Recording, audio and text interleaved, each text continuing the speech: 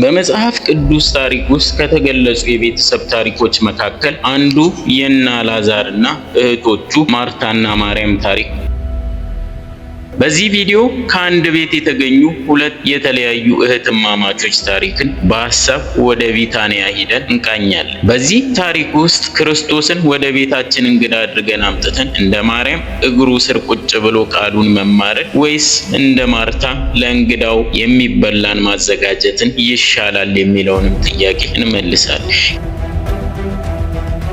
ይሄ ታሪክ ከማርታና ማርያም ታሪክነት በዘለለ ለዘመናት ወደ ቤተ ክርስቲያን ተመላልሰን ቤቱን ላገለገልን ነገር ግን የቤቱን ባለቤት እግዚአብሔርን ያላገለገልን ሰዎች ታሪክ ነው። ይሄ ታሪክ በአገልግሎት ብዛት ሌሎች የሚማሩበትን ክፍል አጽድተን እኛ ግን ላልተማርን፣ ሌሎች የሚመገቡበትን ገበታ አቅርበን እኛ ግን ከሕይወት ገበታ ከሆነው ቅዱስ ሥጋና ክቡር ደሙ ለራቅን ሰዎች ምሳሌ የሚሆን ታሪክ ነውና እስከ ቪዲዮ መጨረሻ ድረስ አብራችሁን ቆዩ።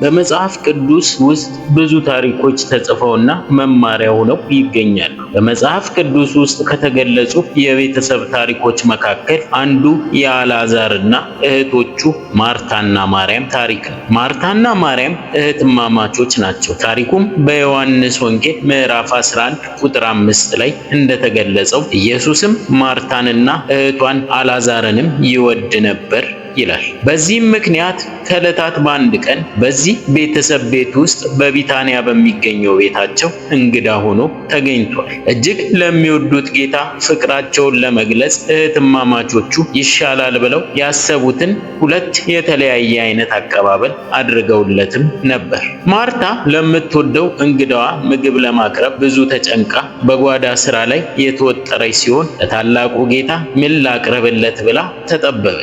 መቼም የምናከብረው ሰው እንግዳ ሆኖ ሲመጣ ሙያውም ሊጠፋብን ይችላል። ማርታም የገጠማት ይሄው ነው። ምኑን ከምኑ አድርጋ እንደምታቀርብ ግራ ገባት። ጌታችን እንዳለው በብዙ ነገር ተጨነቀች፣ ታወከችም። በሌላ በኩል ደግሞ እህቷ ማርያም ሐሳቧን ጥላ ቃሉን ልትሰማ ከጌታ እግር ስር ቁጭ አለች። ማርያምን በማርታ አይን ሆነን ስናያት እንግዳ ሲመጣ ስራ ላለመስራት ከእንግዳ ጋር ከሚቀመጡ ስራ ጠል እህቶች አንዷን ትመስለናለች። እህቷ ከጭስ ጋር ስትታገል ምን ልስራ ብላ ስትርበተበት፣ እሷ በቤቷ እንደ እንግዳ መቀመጧን ስናይ ምን አይነቷ ግፍ የማትፈራ ናት ብለን መታዘባችንም አይቀር። ማርታ ግን ታዝባ ዝም አላለች። ጌታ ሆይ እኔ እንድሰራ እህቴ ብቻዬን ስትተወኝ አይገድህምን? እንግዲያስ እንድታግዘኝ ንገራት አለችው። ጌታችንም መልሶ ማርታ ማርታ በብዙ ነገር ትጨነቂያለሽ፣ ትታወቂማለሽ፣ የሚያስፈልገው ግን ጥቂት ወይም አንድ ነገር ነው አላት። ማርያምም መልካም ዕድልን መርጣለች፣ ከእርሷ ማንም አይወስድም አላትና መለሰላት። በእኛ ግምገማ ማርታ የበለጠ ለጌታ ፍቅር ያላት ቢመስለንም ጌታችን ግን የማርታን በፍቅር ለስራ መድከም ሳይነቅፍባት የማርያምን ምርጫ ግን የማይቀማ በጎ ዕድል መሆኑን ተናገረ። በእህትማማቾች ቤት የተገኘው ሌላ እንግዳ ቢሆን ኖሮ ማርያም ያደረገችው የሚያስወቅስ ሲሆን ነበር። በእነርሱ ቤት የተገኘው ግን የሰማይና ምድር ፈጣሪ ነው። እርሱ ደግሞ የሚቀበሉት እንጂ የሚሰጡት አይደለም። ቅዱስ ኤፍሬም ሶርያዊው እንዳለው ማርታ ጌታ ራሱ የፈጠረውን ምግብ በገበታ ልታቀርብ ተጨነቀች። ከመጨነቅም አልፋ እህቷ እንድታግዛት ጌታን ጠየቀችው። የዋዋ ማርታ ያላወቀችው ነገር ግን እርሱ ደስ ብሎት የሚበላው ምግብ እርሷ የምትሰራው አይነት ምግብ እንዳልሆነ ነው። እንደ ሐዋርያቱ ቀርባ ብትጠይቀው ኖሮ አንቺ የማታውቂው የምበላው መብል ለእኔ ያለኝ ይላት ነበር። ምን ትጠጣለህ ብትለው ለሙሴ እንደነገረው ኃጢአተኛ ሲጸጸት እንባውን እጠጣለሁ ብሎ ይመልስላት ነበር።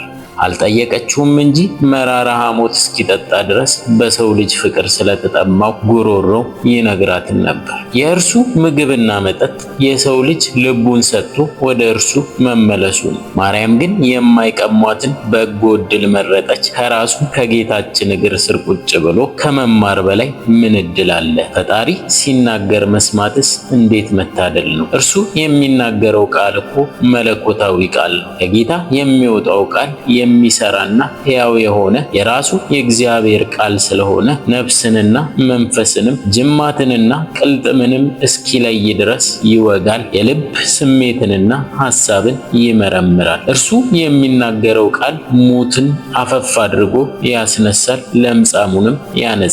አስረው እንዲያመጡት ከአይሁድ የተላኩት የሮም ወታደሮች እንኳን ከትምህርቱ ጣዕም የተነሳ ተደንቀው እንደዚህ ሰው ማንም እንዲህ ከቶ አልተናገረም ብለው ባዶ እጃቸውን ተመልሷል።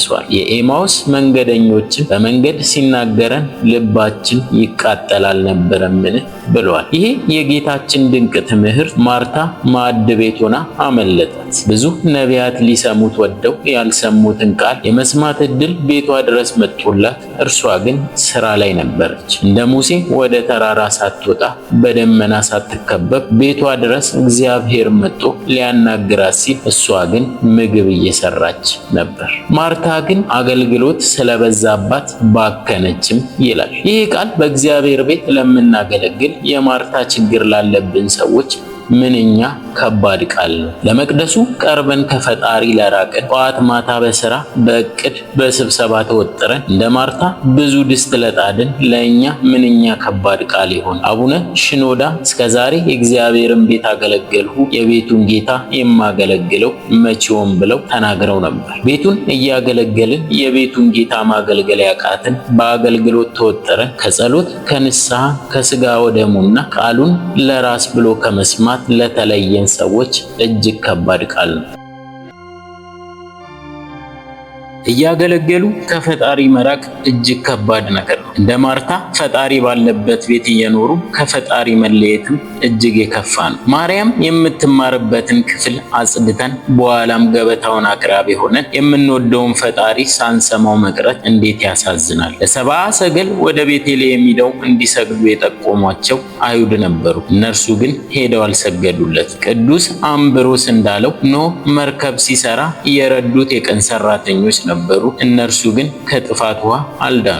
ለፍቶ ደክሞ አገልግሎ ሌላውን አስተምሮ ቤተ እግዚአብሔርን ሰርቶ መኮነን እንዴት ያሳዝናል። እንደ መርፌ የሌላውን ቀዳዳ እየሰፋን የራሳችንን መስፋት ያቃተን፣ እንደ መቋሚያ ለሌላው ድጋፍ እየሆንን ራሳችንን ማቆም ያቃተን፣ አገልግሎት ስለበዛብን የባከንን ብዙዎች ነን። ማርታ ከቃሉ በመራቋ ምክንያት አገልግሎቷን እንኳን በጸጥታ ማገልገል አልቻለች።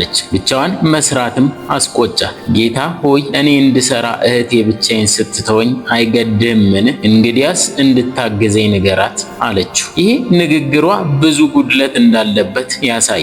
እህቷ እስከሆነች ድረስ ቀስ ብላ ጠርታ ምን ማድረግሽ ነው? ነይና አግዥኝ እንጂ ልትላት ትችል ነበር። አልዓዛር በሞተ ጊዜ በለቅሶ ቤት ማርያምን በስውር ጠርታ መምህሩ መጥቷል ይጠራሽማል ብላ እንደተናገረችው አሁንም በስውር ጠርታት ልትወቅሳት ትችል ነበር። እርሷ ግን በቀጥታ ለእህቷ ከመናገር ይልቅ እህቷን በጌታ ፊት አሳጣቻት። ከእህቷ ይልቅ እርሷ ለጌታ የበለጠ ፍቅር ያላት እንደሆነች የሚያሳይ ንግግርም ተናገረች። ሰው ቃለ እግዚአብሔር ሲጎድለው ጠበኛ ይሆናል። እርሱ እየሰራ የሌሎች አለመስራት ያበሳጨዋል። በቀጥታ ሄዶ ለሰው ችግሩን ከመናገር ይልቅ በተዘዋዋሪ መናገር ይቀለዋል። የዋዋ ማርታ ለአገልግሎት ስትባክን የገጠማት ፈተናም ይሄው ነው። እዚህ ላይ የሚያስደንቀው የማርያም ዝምታ ነው። ማርታ ስትከሳት ጌታችን መልስ ሰጠላት እንጂ ማርያም አንድም ቃል አልተነፈሰችም። ቃሉን መስማት ይበልጣል ብዬ ነው ብላም አልተመጻደቀች፣ ዝም አለች። በእርግጥ እህቷ ስትከሳት ምን ተሰምቷት ይሆን? በአፏ ዝም ብላ በልቧ እየተሳደበች ይሆን እንዴ? አባ ሕርያቆስ ይህንን በሚመለከት በቅዳሴው ላይ የለም በውስጧም ክፉ ሐሳብ አልነበረም ብሎ ተናግሯል። እንግዲህ እንደ ማርያም አርምሞና ትዕግስትን ገንዘብ እናድርግ በማለት በአፏ አርምሞን ወይም ዝምታን ብቻ ሳይሆን በልቧም ትዕግስትን ገንዘብ አድርጋ እንደነበር ይመሰክራል። ያስደንቃል። እጅግ በምታከብረው ጌታ ፊት የገዛ እህቷ ስትከሳት ማርያም እንዴት አልተበሳጨችም? ቢያንስ በልቧ እንኳን እንዴት አላጉረመረመችም? መልሱ ግልጽ ነው። ማርያም ሌላ ዓለም ውስጥ ስለነበረች ከጌታችን አንደበት የሚወጣውን አምላካዊ ቃል ሰምታ ልቧ ተሰውሯል። አካሏ በቤት ውስጥ ቢሆንም ሕሊናዋ ወደ ሰማያት ከፍ ብሏል። በጌታችን ቃል ልቡ የተሰበረ ሰው ደግሞ እንኳን ቢሰድቡት ቢደበድቡት አይሰማው። ቅዱስ እስጢፋኖስ በድንጋይ መወገሩ ገለባ የመሰለው ጌታችንን እያየ ስለነበር። ቅዱስ ያሬድ የአፄ ገብረ መስቀል ጦር እግሩ ላይ ተሰክቶ ምንም ያልታወቀው እግዚአብሔር ቃል ልቡ ስለተመሰጠ ነው። ማርያምም ልቧ በቃሉ ስለተመሰጠ በእህቷ ንግግር ምንም አልተሰማትም።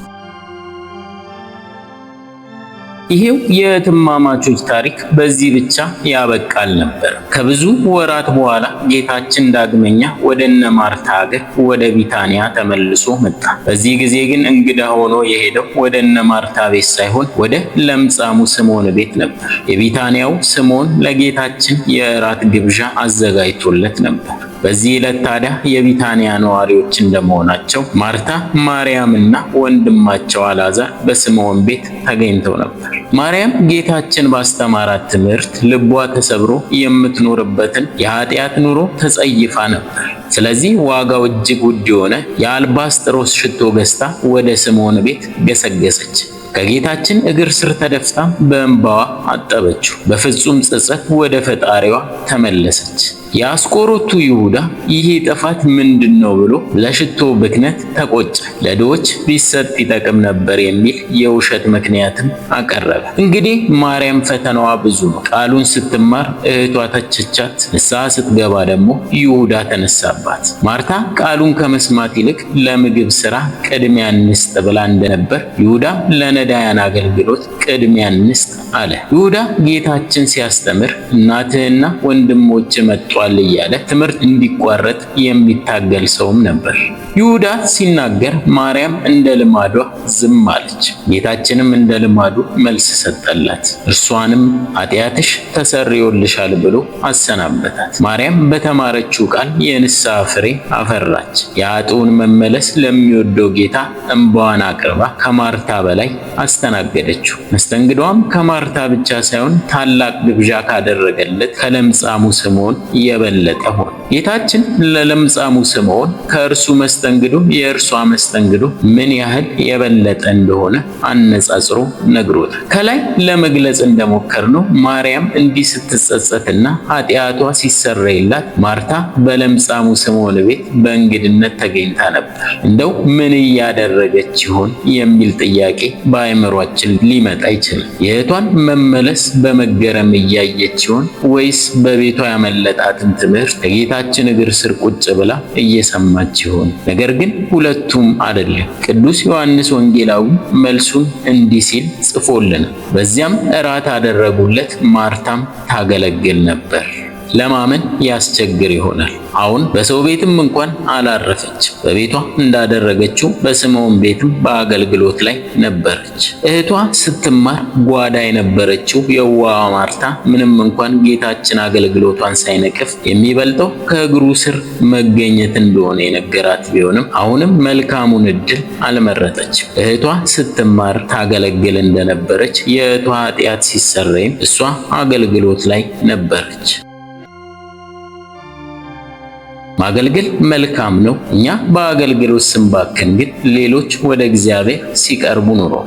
ንስሐ ገብተው ወደ ሥጋ ወደሙ ሲቀርቡ እኛ አገልግሎት ላይ ከሆንን እንደ ማርታ እድላችንን ያልተጠቀምን ምስኪኖች ነን። የሚያሳዝነው ማርታ አላወቀችም እንጂ የስምዖን ቤት ግብዣ ከጌታ እግር ስር ለመቀመጥ የመጨረሻ እድሏ ነበር። ምክንያቱም ጌታችን ከዚያች ቀን በኋላ በጥቂት ቀናት ልዩነት ተሰቅሎ ሞቷል። ከዚያም ሞትን ድል አድርጎ ተነስቶ በ40ኛው ቀን አርጓል። ማርያም የመጀመሪያ እድሏን ለመማር የመጨረሻ እድሏን ደግሞ ንስሐ ለመግባት ተጠቀመችበት። ማርታ ግን በሚገርም ሁኔታ ታገለግል ነበር። ቅድስት ማርታ የኋላ ታሪኳን ስናነብ ሕይወቷን እንደ ወንጌሉ ታሪክ በአገልግሎት ብቻ ሳይሆን ራሷን ለጌታዋ በመስጠት በቅድስና ያሳለፈች መሆኗንና ከ36ቱ ቅዱሳት አንስት አንዷ መሆኗን መታሰቢያዋ በቤተ ክርስቲያናችን ጥር 18 ቀን እንደሚከበር ታሪኳ ይገልጻል።